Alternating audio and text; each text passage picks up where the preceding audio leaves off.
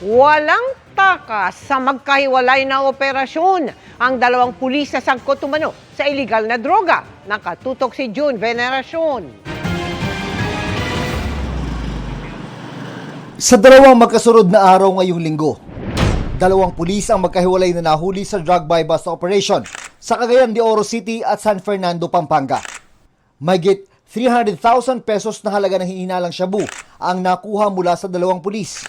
Inaalam pa kung galing ito sa drug recycling. We are looking at it yung investigative at saka intelligence aspect.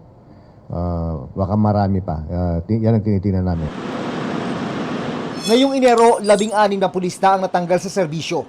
Karamihan ay dahil awol at sangkot sa robbery. Halos 4,000 pulis naman ang dismissed, demoted o suspended mula July 2022 hanggang January 3, 2024 dahil sa iba't ibang kaso.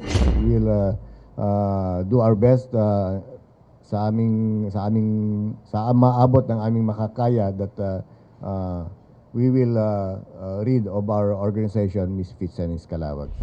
Mismong PNP Criminal Investigation and Detection Group nga may mga binavalidating report laban sa kanilang mga tauhan.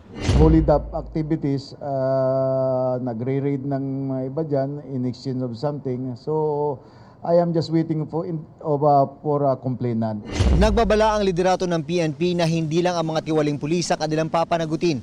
Pwede rin daw sumabit ang kanilang mga immediate supervisor kapag may nakitang kapabayaan. May this serve as a warning sa mga supervisors ng mga to. Make sure that your men are properly accounted and nakikita nyo yung mga ginagawa niyang mga tauhan. Para sa GMA Integrated News, June Veneracion, Nakatutok, 24 Oras.